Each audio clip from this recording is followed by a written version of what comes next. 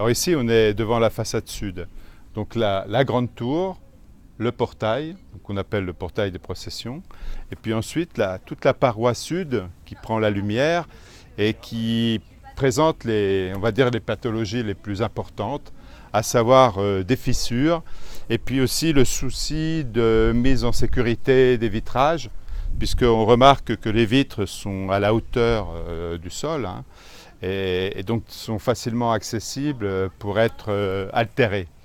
Alors, ce que l'on voit sur cette paroi, c'est tout un ensemble de traces, enfin, presque des fantômes, puisqu'en fait, c'est les différents mastiques qui ont été placés pour reboucher ces fissures qui les rendent plus apparentes. C'est la surface qui est la plus marquée par des fissures.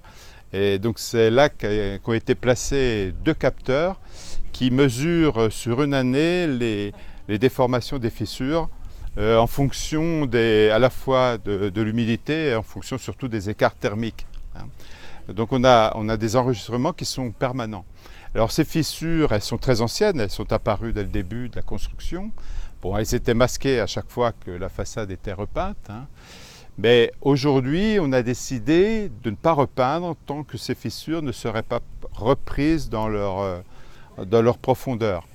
Il faut savoir que ces fissures concernent une paroi, une croûte de ciment projetée sur un treillis métallique.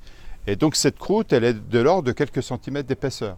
Donc elles n'interviennent pas dans la structure du bâtiment. Ça n'est jamais qu'une peau, qu'une enveloppe qui ferme le bâtiment.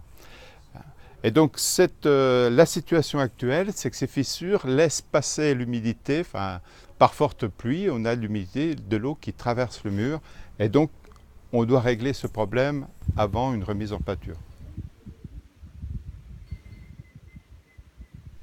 Alors, la réparation, parce qu'on peut parler de réparation, l'intervention n'est pas très profonde. En fait, il s'agit déjà de dégager les mastiques qui ont pu être pour des interventions précédentes. Et puis ensuite, il faut essayer d'atteindre le métal pour le pacifier, parce que quand l'humidité traverse, évidemment, il y a des oxydations qui sont provoquées sur ce treillis métallique.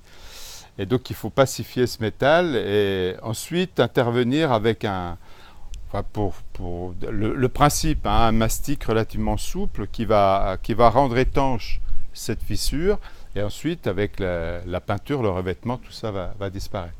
Donc ça, c'est des interventions maintenant que l'on maîtrise assez bien. Bon, le souci, c'était de connaître évidemment le mal qui touchait cette paroi. Mais avec les études successives, donc on a une bonne connaissance de la situation de cette paroi.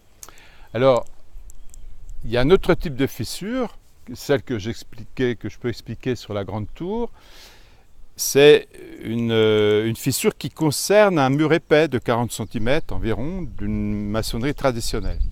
Donc ça, c'est une autre technique de réparation qu'on peut expliquer par l'image de la couture.